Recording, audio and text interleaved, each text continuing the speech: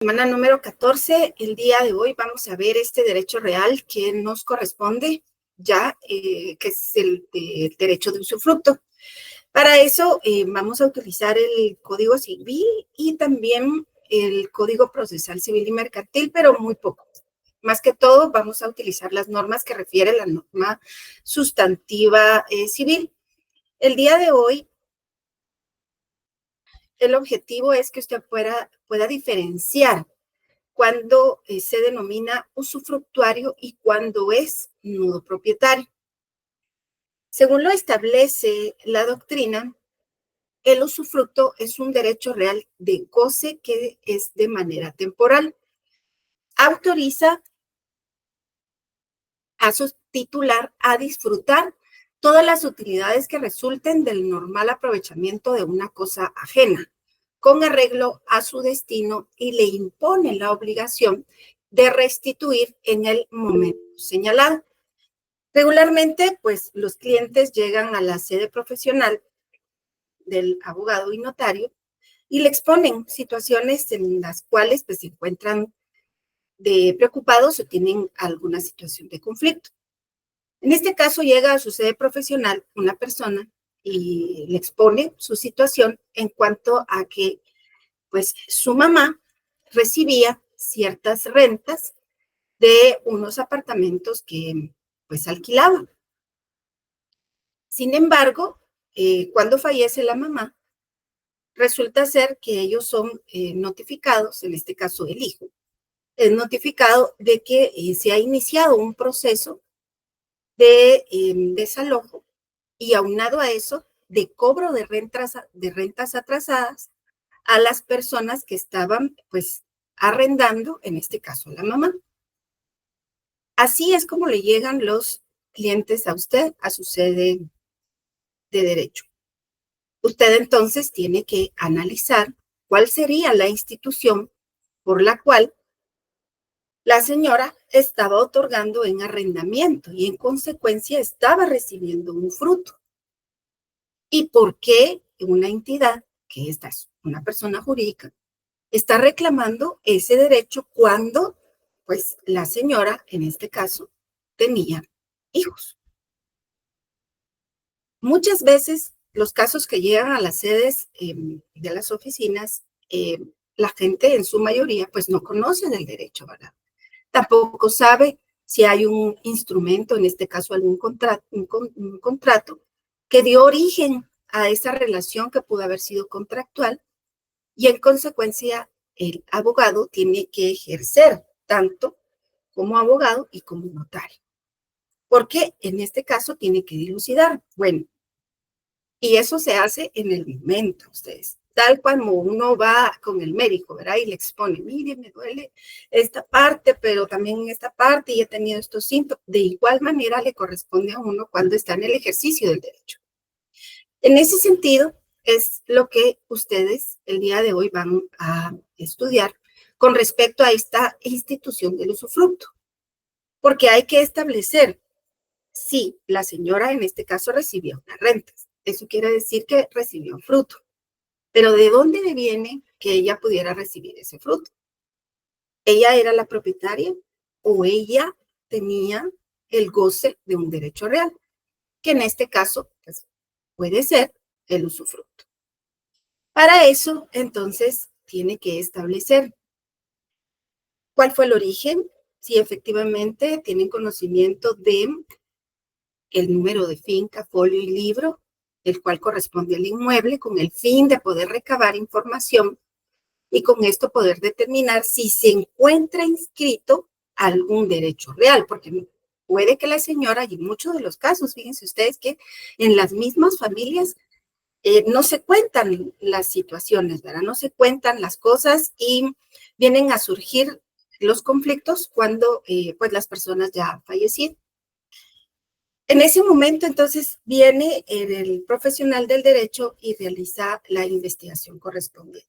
Todo esto ahora, con la tecnología, se puede realizar de manera inmediata, incluso estando su cliente en su sede o en su oficina, porque usted puede ingresar directamente al registro de la propiedad y con esto verificar si existe o realizar alguna consulta electrónica, ¿verdad? En línea, que en ese momento únicamente le va a servir de respaldo para poder usted establecer si efectivamente o no ese bien inmueble, pues se encuentra gozando de alguna inscripción de derecho real.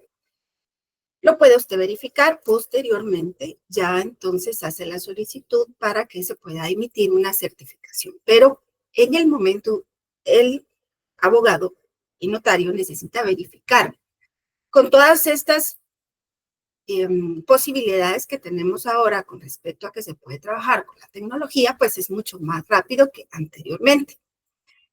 En ese sentido, pues son varias situaciones que tiene que establecer.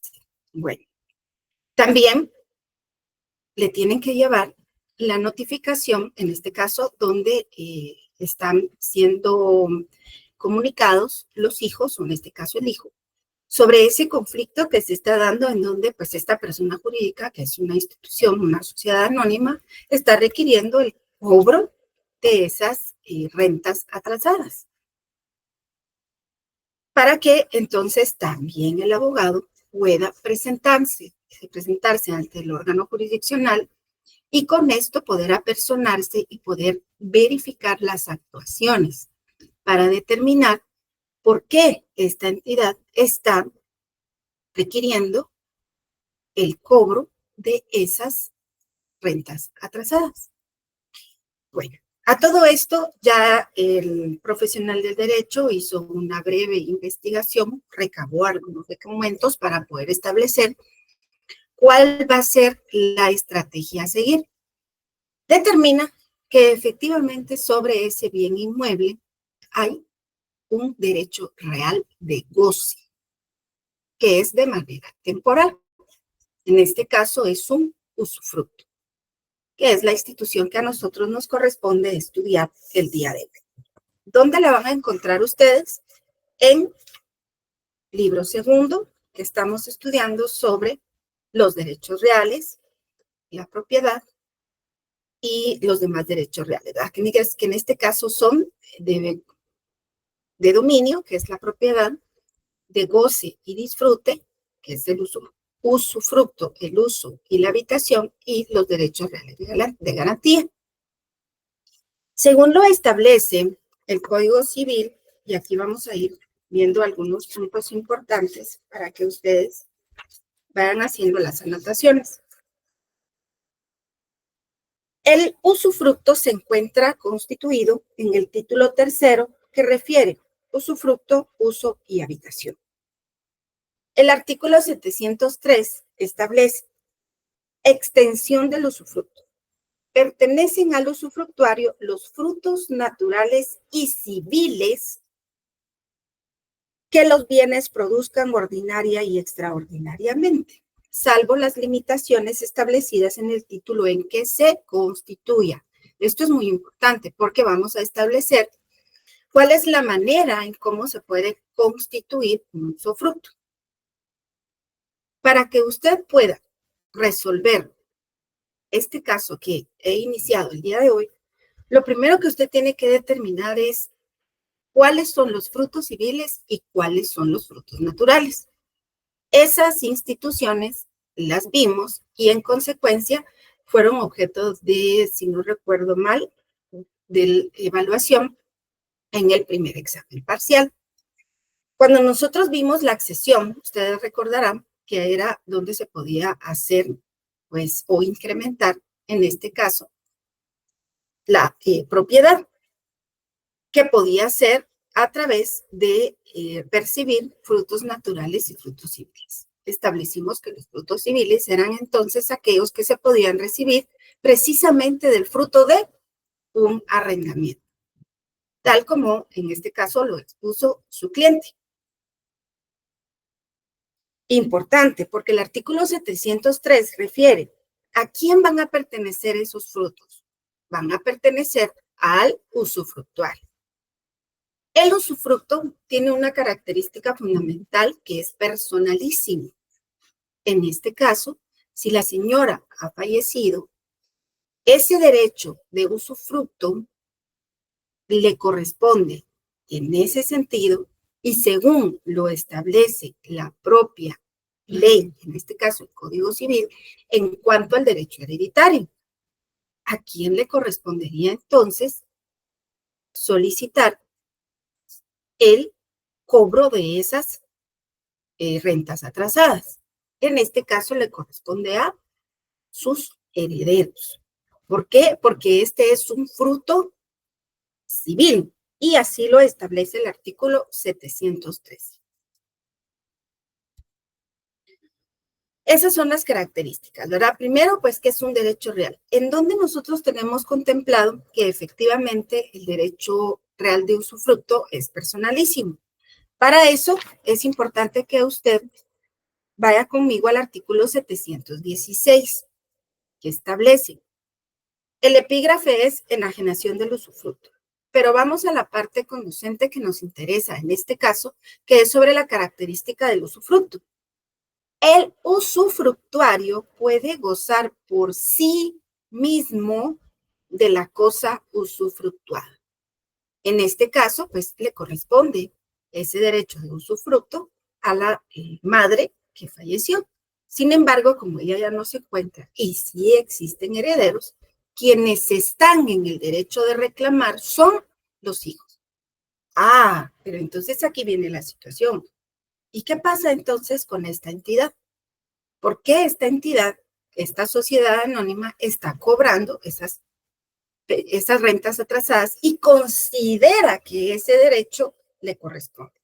Que es lo que ya vamos a llegar a ver en su momento. Sin embargo, en cuanto a las características del usufructo, lo primero que ustedes al momento en que la tienen que definir la institución es que es un derecho real de goce. Es personalísimo, además de esto es indivisible. El usufructo per se no puede dividirse, porque eso constituye una generalidad. Además, otra de las características es que concede a su titular los derechos de uso y goce. Puede servirse de la cosa y obtener de ella todos los beneficios que sean susceptibles. La cosa, y aquí viene un aspecto muy importante que ustedes deben comprender para que se pueda cumplir el objetivo de esta clase. La cosa dada en usufructo debe pertenecer a una persona distinta al propietario. Dos elementos importantes y personales que deben de existir en el usufructo. Y la duración del usufructo, como lo vamos a ver, es ilimitada. Los elementos personales son dos: el propietario y el usufructuario, que será a nombre de quien se va a inscribir ese derecho real en el Registro General de la Propiedad para que pueda gozar de esos frutos, que como establece el artículo 303, esos frutos pueden ser naturales o pueden ser civiles. Sin embargo, esos frutos pueden darse también de manera temporal para su goce y disfrute. Dos elementos importantes con respecto a los elementos personales. Ahora bien, ¿cómo puede constituirse el usufructo? Para eso, el artículo 704 establece forma de constitución. El usufructo se constituye por contrato o por acto de última voluntad. Aquí coloque a usted de una vez una numeración académica. Dos son las formas en las cuales se puede constituir el usufructo. A través de una relación contractual en donde, pues, el notario, ante el notario se constituye el propietario y la persona a la cual se le va a otorgar el usufructo. En consecuencia, el notario va a redactar el instrumento jurídico y lo va a inscribir al Registro General de la Propiedad. Y la otra forma es a través de un acto de última voluntad. Si yo les pregunto cuál es un acto o cuáles son los actos de última voluntad, ¿cuáles me responden ustedes que son?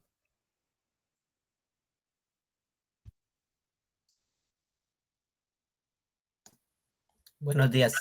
¿Testamento? Muy bien. ¿Cuál otro, licenciado? Solo ese tengo en el momento. Perfecto. ¿Cuál es su nombre? Disculpe, es que ya tengo la pantalla Es completa en el mío. Estuardo Escobar. Muchas gracias, muy amable, licenciado Estuardo. Bueno, sí, como lo refiere el licenciado Estuardo, uno de esos actos de última voluntad es el testamento. Sin embargo, nuestro Código Civil regula otra institución que puede ser acto de última voluntad.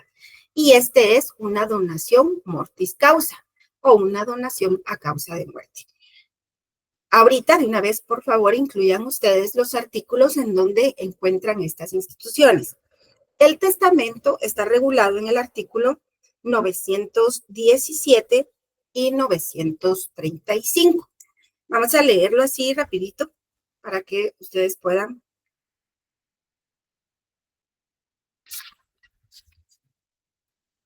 establecerlo. Dice, el artículo 917. La sucesión por causa de muerte se realiza por la voluntad de la persona manifestada en testamento y a falta de este por disposición de la ley. Esa disposición de la ley es sucesión intestada, pero en este caso no. En este caso, los únicos que pueden ser actos de última voluntad va a ser el testamento, está en el 917 y 935 para que ustedes lo concatenen, porque en el 935 ya refiere la definición de testamento, ¿verdad? Que establece el testamento es un acto puramente personal y de carácter revocable, por el cual una persona dispone de todo o de parte de sus bienes para después de su muerte. Y el otro, que es la donación por causa de muerte, o bien la donación mortis causa. En el artículo 943 del Código Civil establece las donaciones por causa de muerte se rigen por las mismas disposiciones de los testamentos sobre legados. Esas son las formas en las que puede instituirse el usufructo, por contrato o por acto de última voluntad, entiéndase testamento o donación a causa de muerte, por causa de muerte. Ahora bien, los elementos reales sobre los cuales puede constituirse un derecho real puede ser sobre bienes muebles o sobre bienes inmuebles. Sobre bienes inmuebles, pues nosotros lo tenemos establecido en el artículo 443. Ahorita les digo exactamente cuál es.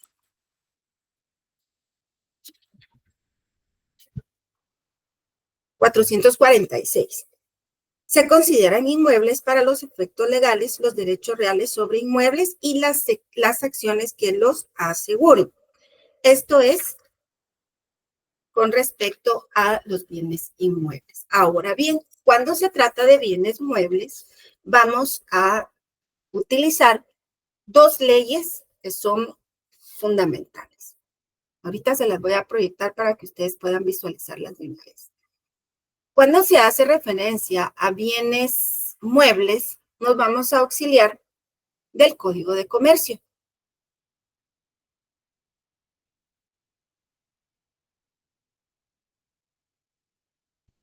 El Código de Comercio establece en el artículo 664, ahorita se los coloco más grande para que ustedes lo puedan. Hay mucho.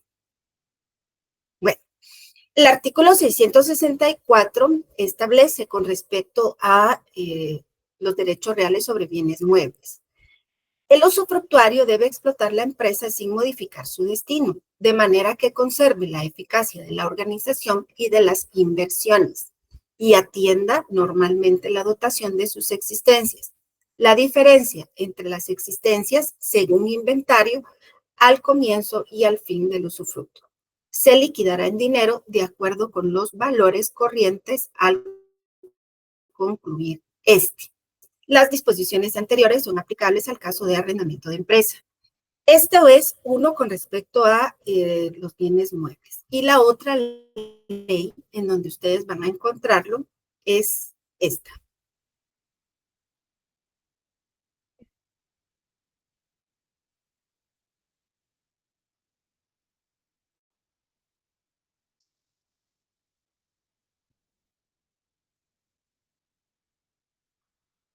En la Ley General de Telecomunicaciones. Un poquito lo voy a hay mucho.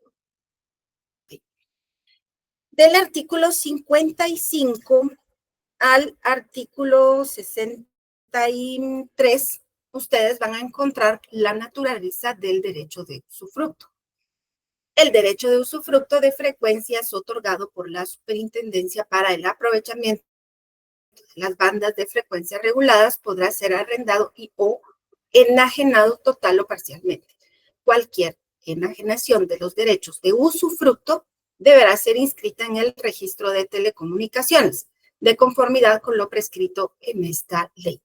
En cualquier caso, los titulares de los derechos de usufructo del espectro serán responsables por las violaciones que surjan en la explotación de los mismos.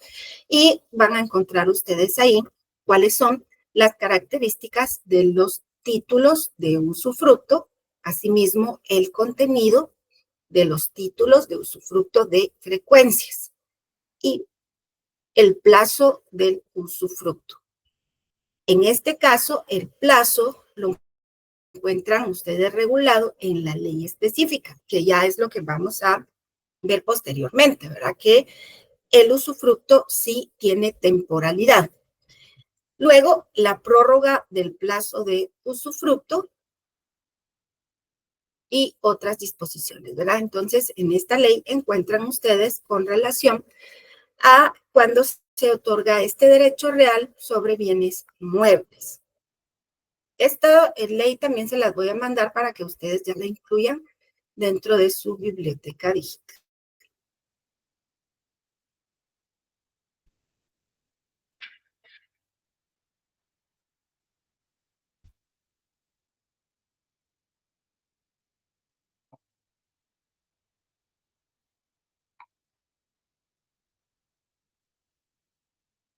Bueno, entonces estamos. Elementos personales, propietario usufructuario, elementos reales, puede ser sobre bienes muebles o sobre bienes inmuebles, y la forma en que se constituye va a ser por contrato o por acto de última voluntad. La duración del usufructo. En el artículo 705 y 706 vamos a encontrar la duración del usufructo. El usufructo puede constituirse por tiempo fijo, vitalicio, puramente o bajo condición, pero no a perpetuidad.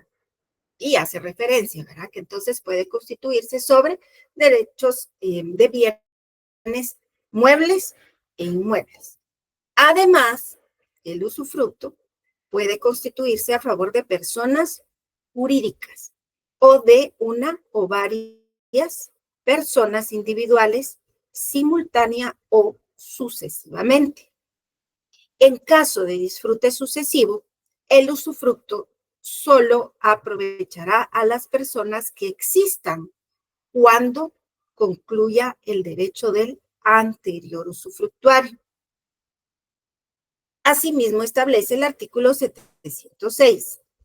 Cuando en la constitución del usufructo no se fije tiempo para su duración, se entiende constituida por toda la vida del usufructuario, o sea que este sería vitalicio. El usufructuario que no sea vitalicio y el constituido a favor de personas jurídicas no podrá exceder de 30 años, salvo que se trate de bienes nacionales, en cuyo caso podrá ser hasta 50 años, que es lo que le regula la Ley General de Telecomunicaciones. Entonces, de estos artículos 705 y 706, usted debe de subrayar del artículo 705, que puede ser tiempo fijo, vitalicio, puramente o bajo condición. Y posteriormente del artículo 706, que puede ser, si es a favor de personas jurídicas, no podrá exceder de 30 años. Y cuando se trata de bienes nacionales, podrá ser hasta 50 años. Esto, por ejemplo, cuando se da puramente o bajo condición, es cuando se redacta en un acto de última voluntad. en donde pues el causante, en este caso, establece dentro de su disposición que tal persona va a poder disfrutar del derecho de goce de usufructo bajo condición de, ¿verdad? Y entonces él coloca una condición. Esa condición, por ejemplo, puede ser que pueda culminar pues sus estudios de maestría en ciencias jurídicas y sociales. Toda vez tenga acreditado que efectivamente ha cumplido con esa condición, pues va a poder disfrutar de ese derecho de usufructo. Esto es con respecto a la duración del usufructo. Esto es fundamental que cuando el profesional del derecho lo establezca en el acto o contrato, se determinen los plazos por los cuales se va a disfrutar este derecho.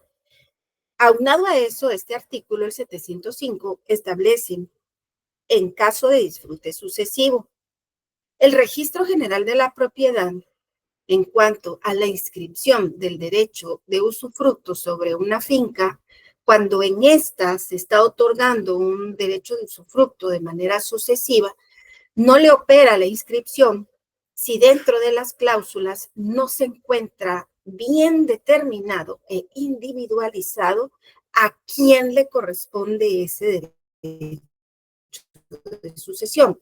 Si, por ejemplo, son 3 personas, la primera en suceder será X, la segunda en suceder será Y, y por último será Z.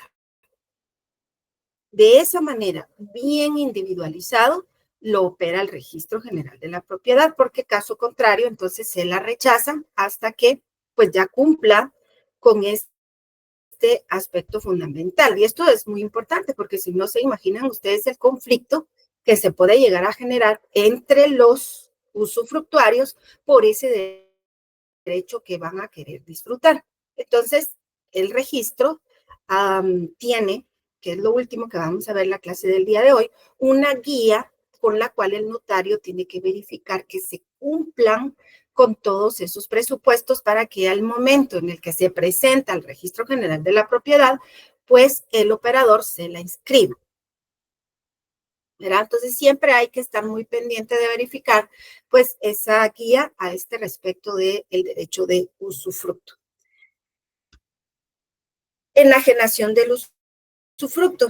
Para eso, el artículo 716 establece: el usufructuario puede gozar por sí mismo de la cosa usufructuada, que era lo que vimos y era lo que sustenta la característica de que el usufructo es personalísimo. Luego, establece arrendarla a otro y enajenar su derecho de usufructo. Ahora, viene la pregunta: ¿será que la ley permite que sobre de ese derecho de usufructo pueda constituir otro derecho real, que en este caso es la hipoteca? Para eso se tienen que determinar elementos importantes. ¿Cuál sería el primero que hay que verificar? La hipoteca únicamente se puede otorgar o puede aplicar sobre un bien inmueble. Ese es el primer punto. Si el usufructo ha sido dado en beneficio del goce y disfrute de un bien inmueble, se cumple con el primer presupuesto. Sin embargo, ustedes se han podido dar cuenta, el profesional del derecho tiene que fundamentarse y con esto tiene que buscar la base legal con la cual pueda determinar y argumentar que efectivamente sobre el derecho de usufructo puede presentarse una hipoteca. Para ese caso, nos refiere a otro artículo, que es el 835.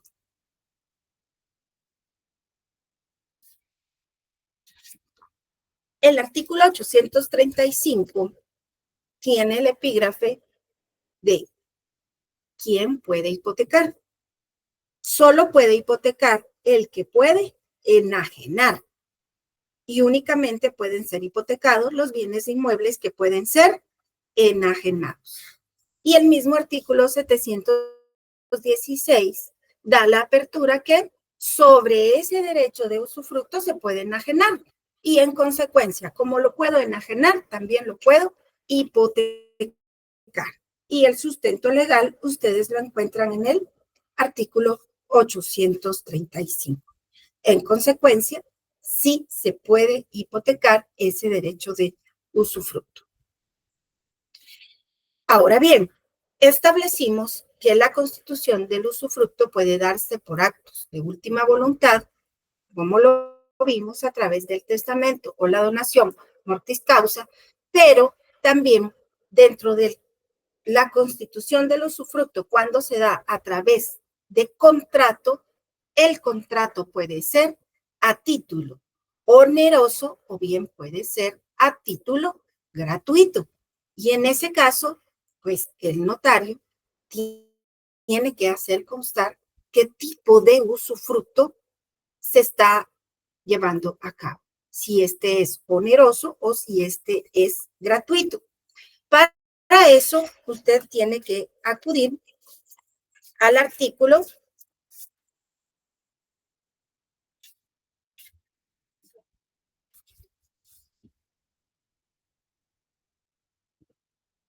700.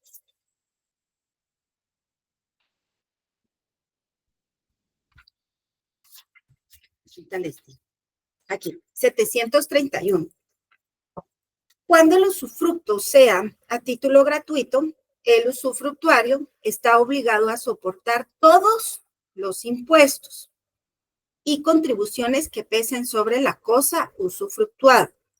Pero si fuera constituido a título oneroso, el usufructuario solo estará obligado a pagar los impuestos que impliquen servicios para el goce de la cosa usufructuada. En ese sentido, cuando a usted le refieran el tipo de usufructo que se va a establecer, tiene que determinar si este es por contrato oneroso o por contrato gratuito, que lo encuentra en el artículo 731.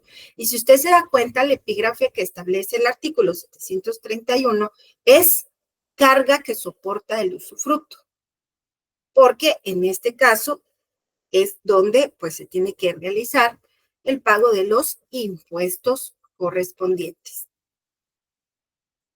¿Cuáles son las obligaciones del usufructuario? Para eso, usted va primero a verificar el artículo 709.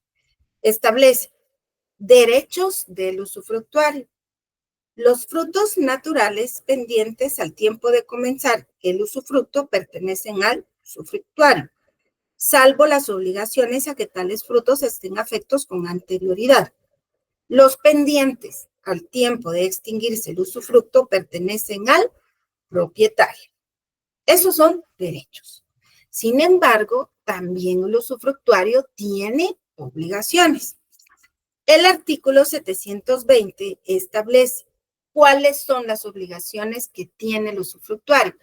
Lo que está en la diapositiva es lo que ustedes encuentran en el artículo 720. Primero, el usufructuario tomará las cosas en el estado en que se encuentren, pero no podrá entrar en posesión de ellas sin hacer previo inventario de los bienes muebles y descripción del estado de los inmuebles. Esto se hace con citación del propietario. Ahora bien, ¿bajo qué norma voy a sustentar que se va a realizar el inventario sobre esos bienes inmuebles, que en este caso también son bienes muebles, pueden estar constituidos? Para eso, usted tiene que referirse al Código Procesal Civil y Mercantil en el artículo 555,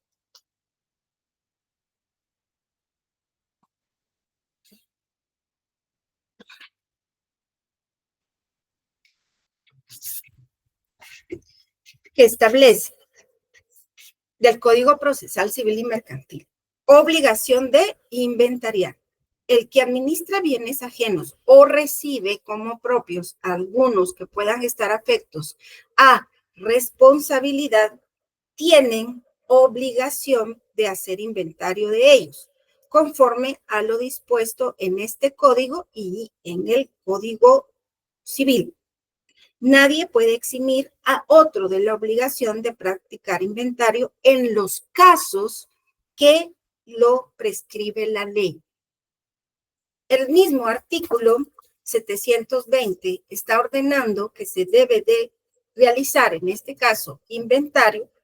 En consecuencia, está obligado el usufructuario a realizar ese inventario y en consecuencia, aún más obligado, pues el notario que en este caso vaya a constituir esa relación contractual. Aunado a eso, se establece que también puede darse en algunas situaciones, pues, la oposición en cuanto a la realización de los inventarios. Y eso, pues, ya ustedes en su momento, cuando vean procesal civil y mercantil, lo podrán establecer.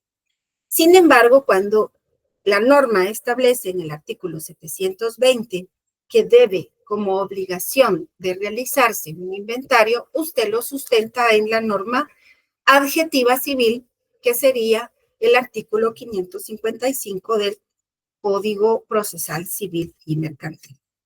Refiere también ese artículo. Los gastos inherentes a este acto serán a cargo del usufructuario. Cuando haya sido relevado el usufructuario de las obligaciones de que trata este artículo, el propietario tendrá derecho de hacer que se lleven a cabo a sus expensas. Ahora bien, hay una institución en doctrina que nosotros la tenemos regulada en nuestro Código Civil, que se denomina cuasi usufructo, porque en este caso son bienes que son denominados como bienes fungibles o bienes consumibles, porque tienen características que son fundamentales. Tienen que ser devueltos de la misma especie, misma calidad y misma cantidad, o en su defecto, pues puede ser también el equivalente en dinero. Esta institución, ustedes la tienen regulada en el artículo 713. Y de una vez en su código yo les sugiero que ustedes le coloquen esta llamadita doctrinaria de una vez, así en grande, cuasi usufructo. El epígrafe refiere en el artículo 713, obligación de restituir. Si el usufructo comprende cosas que no pueden usarse sin consumirse, el usufructuario está obligado a restituirlos en igual género, cantidad y calidad. Si esto no fuere posible, a pagar su valor si se hubiesen dado estimadas o su precio corriente al tiempo de cesar el usufructo no fueron estimadas. Entonces, sí, nosotros en nuestro Código Civil tenemos regulada la institución del cuasi usufructo en el artículo 713.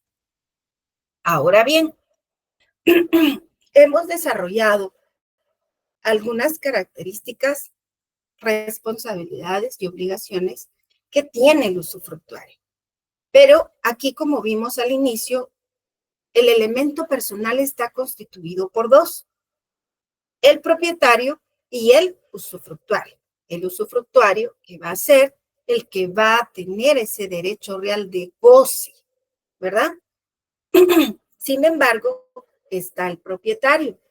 En doctrina, ustedes van a verificar constantemente que el propietario es denominado nudo propietario o bien que ostenta la propiedad desnuda.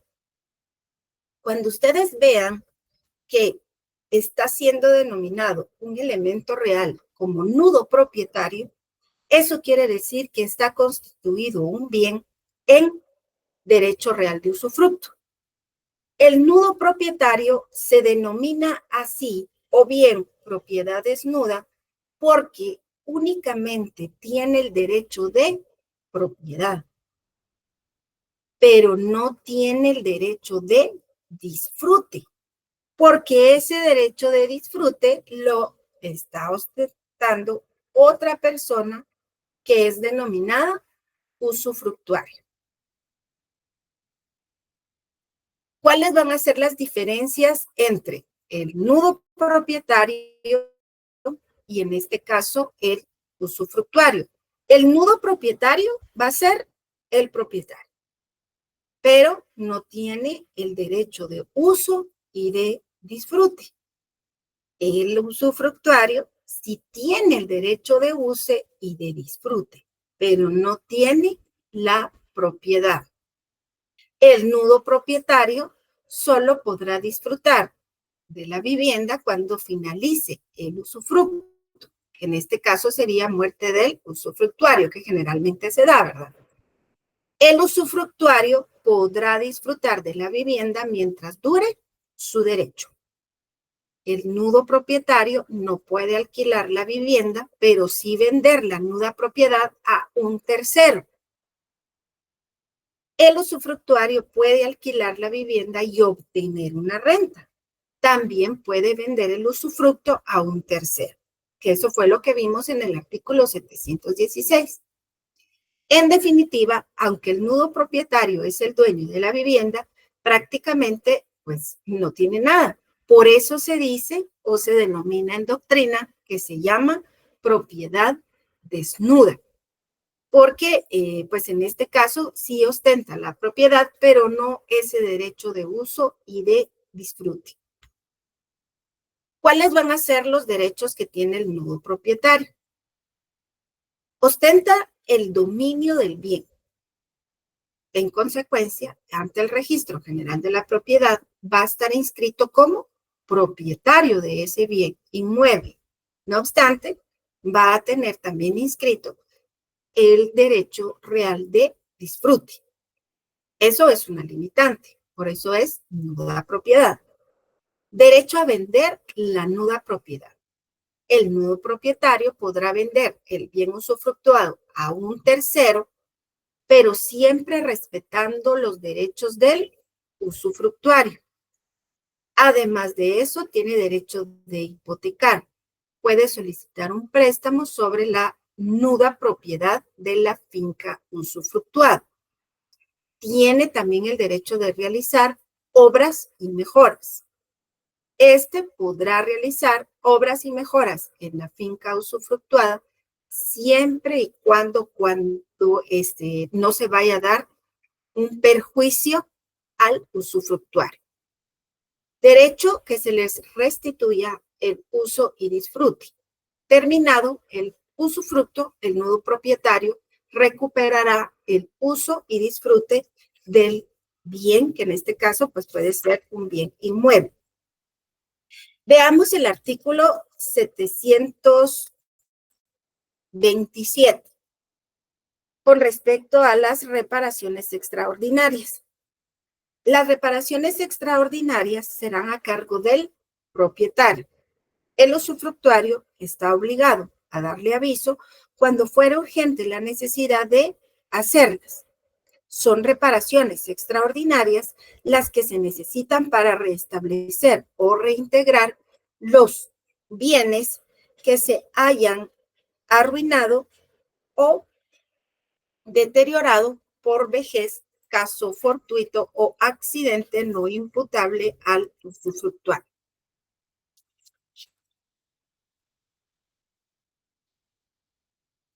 Obligaciones que en este caso tiene el nudo propietario, que fueron las que establecimos en el artículo 727. Ahora bien, las obligaciones en este caso, que serían las reparaciones ordinarias, ¿a quién le corresponden? Para eso, el código establece el artículo 726. El usufructuario debe hacer las reparaciones ordinarias indispensables para la conservación de la cosa. está establecido en la normativa a quién corresponde cada una de las reparaciones. Hago énfasis en estos artículos porque cuando se redacta un contrato donde se va a otorgar el derecho real de usufructo, son cosas que tienen que quedar bien determinadas dentro de las cláusulas escriturarias. No obstante, las establece el Código Civil. Estos son puntos relevantes que deben de colocarse o plasmarse porque pueden llegar a ser punto de conflicto en un momento dado. ¿Y por qué es importante? Porque recuérdense que en este caso, cuando se da el surgimiento de un contrato, se aplica un principio fundamental que es del derecho civil, el principio de autonomía de la voluntad de las partes. Lo que está plasmando el notario en la escritura, en el contrato, es ley entre las partes. Eso quiere decir que si es ley entre las partes, lo deben de cumplir, porque aunado a eso, también lo aceptaron de manera voluntaria. Entonces son puntos que son muy importantes que se tienen que tomar en cuenta al momento en el que pues a usted le corresponda constituir un contrato de usufructo. Aunado a eso también, verán ustedes, cuando se redacta un testamento, se tiene que ser muy diligente en cuanto a colocar estos puntos para que pues no vayan a ser posteriormente objeto de litigio. Respetar el derecho del usufructo. El nudo propietario no podrá alterar la forma ni la sustancia de la cosa usufructuada, ni realizar actos que perjudiquen el derecho del usufructuario. Como lo establecimos en el artículo 734, ¿a quién le corresponde? Pues el pago de los tributos o impuestos. El nudo propietario deberá abonar las contribuciones especiales o extraordinarias que se hayan impuesto sobre el usufructo y responder ante el usufructuario. El nudo propietario deberá responder ante el usufructuario si la finca se embarga o se vende judicialmente para el pago de deudas. Debe de responder por los gastos de las costas y condenas de los pleitos que son sostenidos con motivo del usufructo. Eso lo vimos según el artículo 731 y 732, que hace referencia a la ejecución de la finca.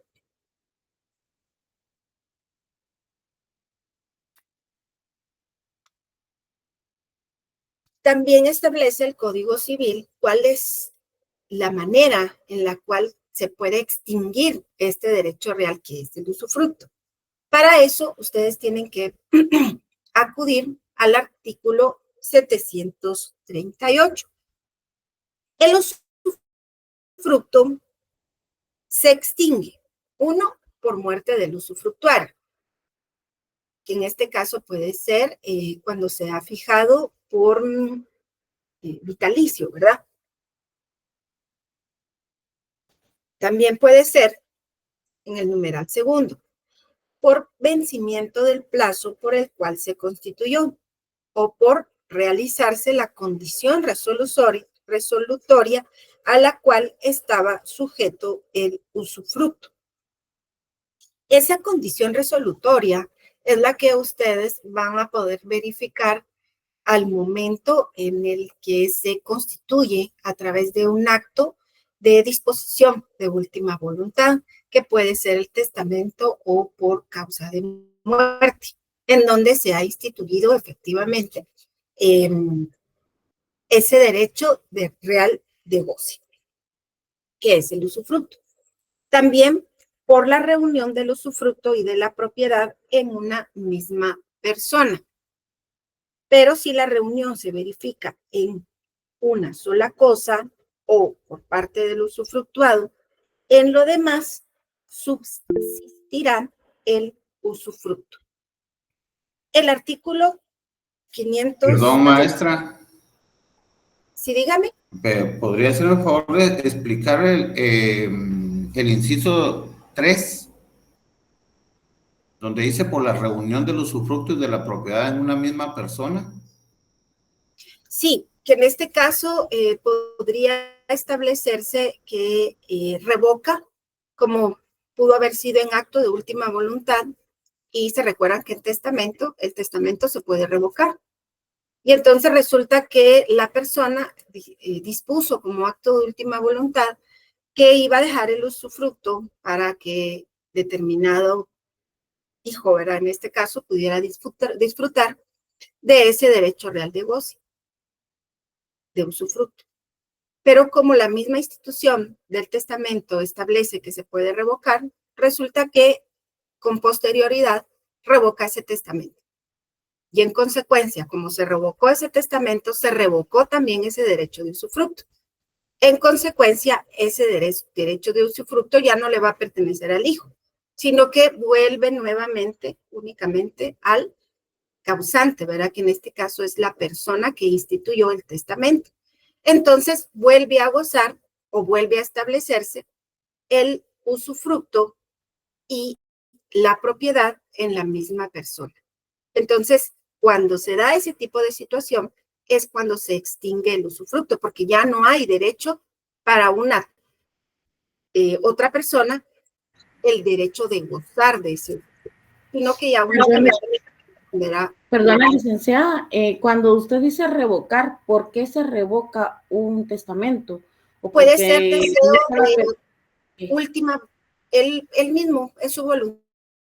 Recuérdese que es una disposición o acto de voluntad el testamento.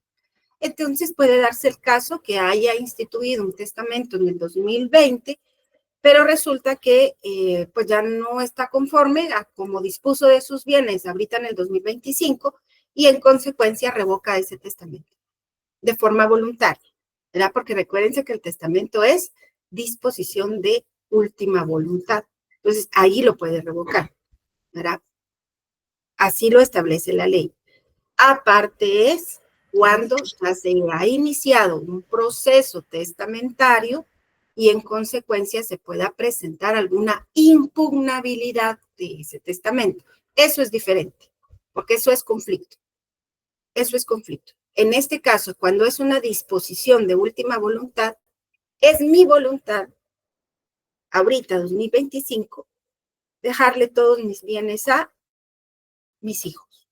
Pero resulta que en 2 años ya cambié de opinión y ya no quiero dejárselo solo a mis 2 hijos. También quiero dejárselo a mis 2 sobrinos. Entonces revoco ese testamento que di en el 2025, que es ahorita, ¿verdad? Que ya lo revoqué, que ya no quiero dárselo solo a mis hijos, sino que ahora también voy a incluir a mis sobrinos. Entonces voy a revocar el anterior y en ese anterior yo instituí el usufructo para uno de mis hijos. Pero entonces, como ya está revocado, ese usufructo ya vuelve únicamente la propiedad y el usufructo a mi persona. Entonces ahí es donde se da esa extinción de usufructo. Mira, no sé si les quedó claro ahí. Sí, gracias, licenciada. Muy bien. Bueno, y por prescripción. Cuando vamos a prescripción, se recordarán que vimos ya una institución de prescripción. ¿Cómo se denominaba la prescripción que vimos? Que era un modo originario de adquirir la propiedad. ¿Cómo se denominaba esa prescripción?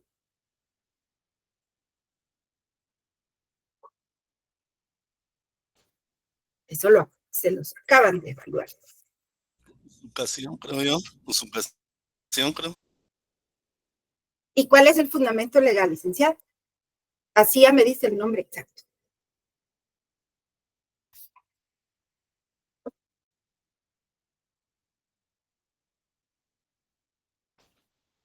¿Quién lo tendrá por ahí para que le apoye al licenciado? ¿Cómo se denomina esa institución que vimos?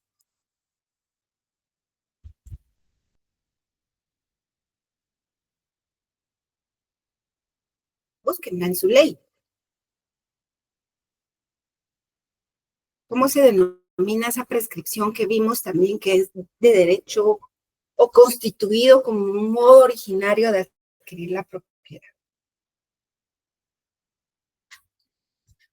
Doctora, ¿no está establecido en el código 589?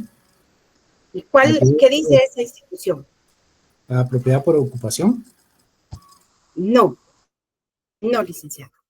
No es. Eso incluso lo vimos que también estaba regulado en una ley especial. ¿Se recuerdan que les mandé una ley como de 1979?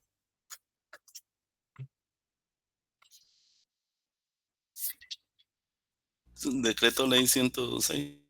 ¿Será? ¿Cómo se denomina esa?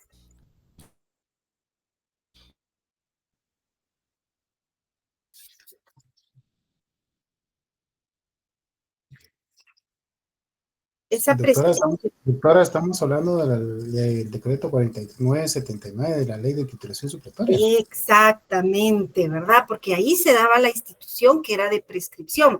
Ahora, ¿cómo se denominaba esa institución? Prescripción, ¿cómo?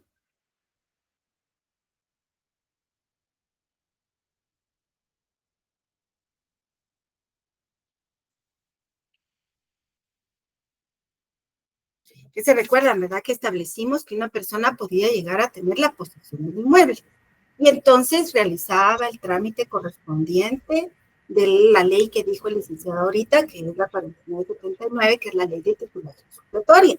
Y en consecuencia, posterior a eso, ya se daba esta institución que era la prescripción. Prescripción extintiva. No. Prescripción,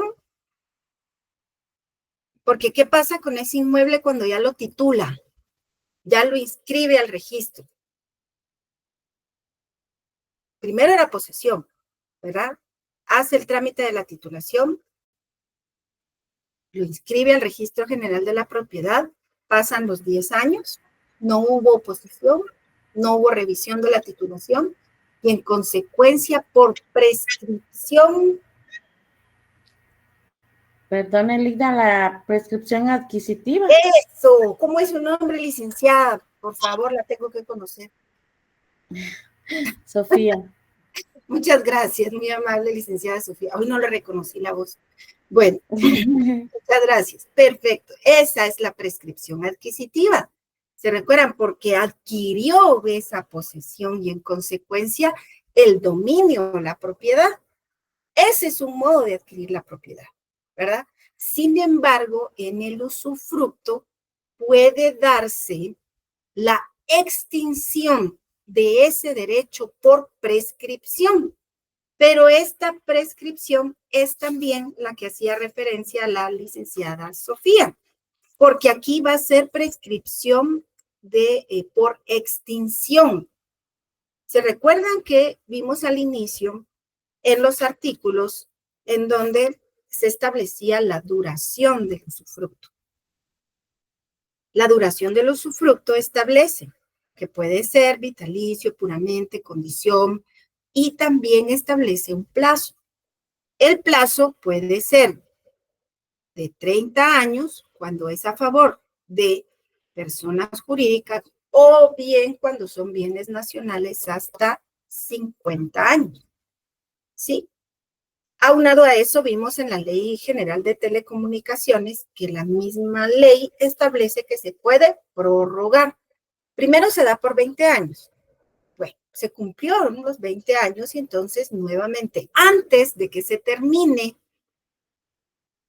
la relación del usufructo, antes vienen las partes y acuerdan que van a prorrogar el usufructo. Y lo pueden prorrogar por 30 años más, para que haga un total de 50 años. Después de esos 50 años, ya no puede prorrogarse el usufructo. En consecuencia, ya hay una prescripción. Esta prescripción es la que está establecida en el artículo, para que ustedes de una vez hagan la anotación, 1508 del Código Civil, que establece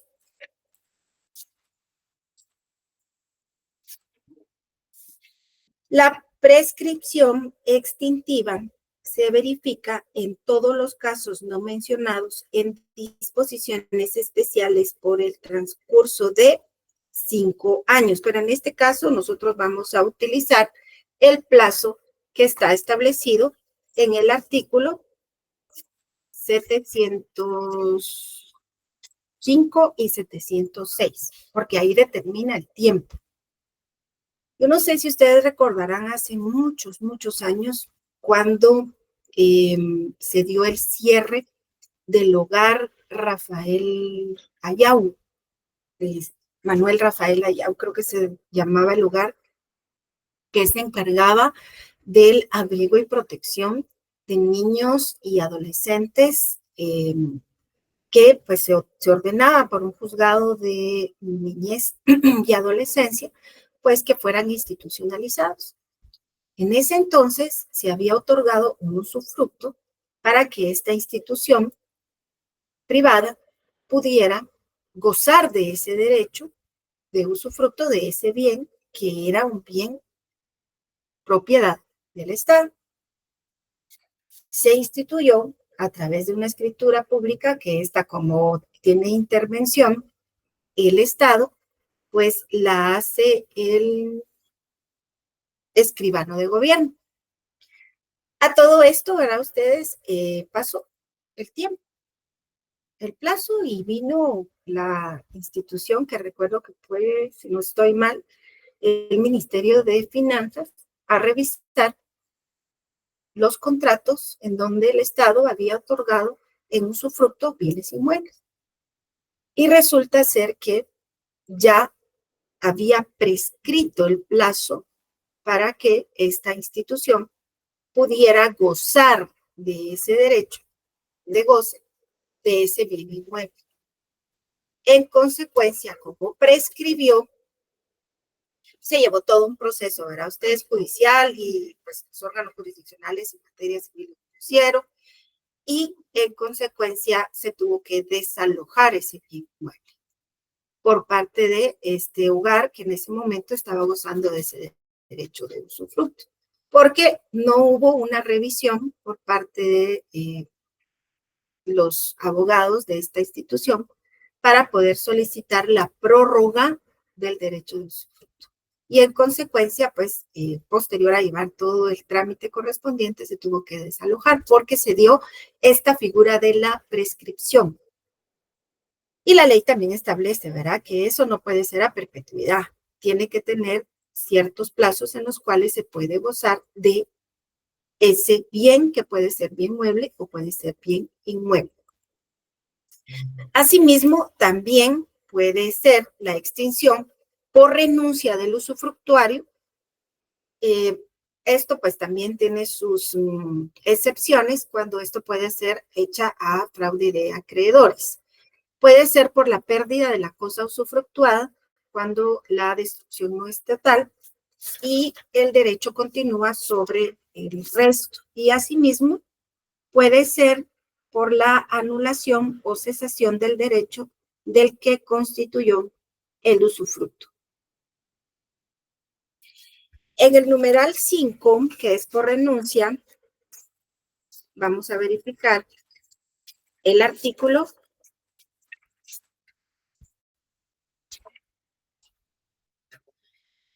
1290, para que ustedes de una vez lo coloquen ahí, por favor, en cuanto al numeral 5, que refiere: todo acreedor puede pedir la revocación de los negocios celebrados por el deudor en perjuicio o fraude de sus derechos, que puede darse en esta institución cuando se da esa renuncia del usufructuario para que se constituya un fraude de acreedores. En este caso, el acreedor puede solicitar que se revoque esa renuncia de ese derecho de usufructo porque pues le va a vulnerar ese derecho en cuanto a sus deudas.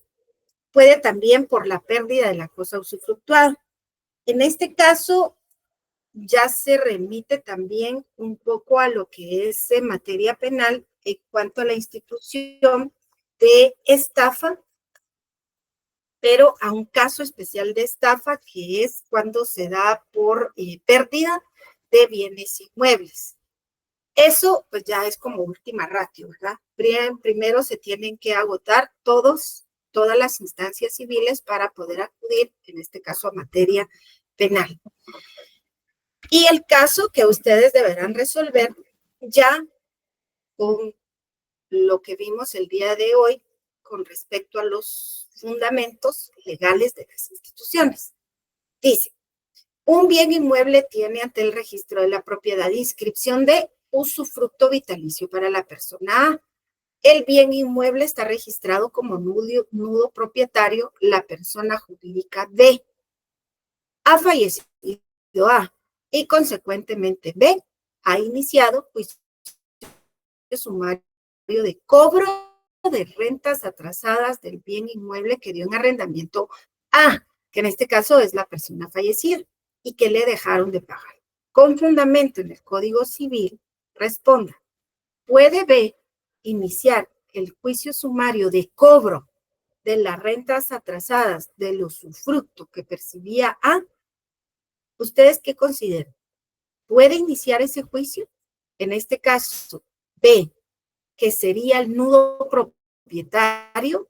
El nudo propietario es una persona jurídica y es quien inició el proceso de juicio sumario. ¿Puede o no puede iniciar el proceso? Si puede, ¿cuál sería el artículo que ustedes sustentan? Si no puede, ¿cuál es el artículo que ustedes sustentan? Les doy 5 minutos para que ustedes me respondan.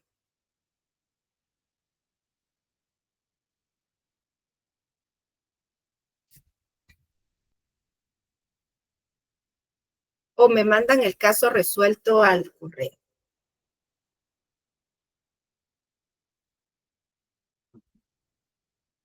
¿Qué sugiere? ¿De una vez o lo mandan al correo mfg035@urural.edu.gt? Mejor al correo.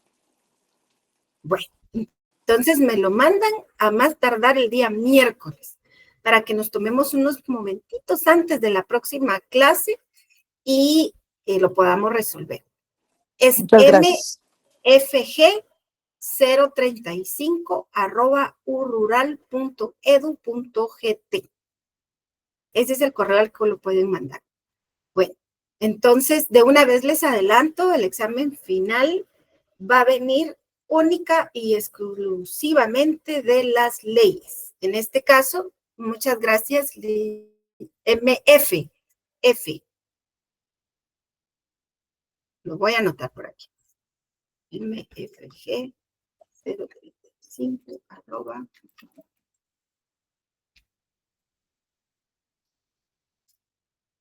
MFG. Sería de resolver esta diapositiva, ¿verdad, licenciada? La que tenemos aquí enfrente. Correcto. Sí, con las instituciones que vimos hoy, que serían del artículo 703 al artículo 751. Esas serían las normas que deben utilizar para responder. ¿Puede iniciar el juicio sumario la persona jurídica o no puede iniciar el juicio sumario? ¿Y por qué? Bueno, entonces, les decía, ¿verdad? El examen final viene sobre el Código Civil y las leyes que hemos estado viendo ya de la semana 13, que va a ser de la 13 a la 16. Así que les deseo muchas bendiciones, que pasen ustedes feliz fin de semana y también les mandé la ley de propiedad industrial y la ley de derechos de autor y derechos conexos porque sobre esas leyes viene la tarea 2, para que entonces ya la tengan ustedes en cuenta y se auxilien para responder la tarea 2. Que tengan feliz fin de semana y si Dios lo permite, estamos para las últimas clases ya los próximos sábados. Buen fin de semana, licenciada. Buen fin de semana. Muchas gracias, licenciada.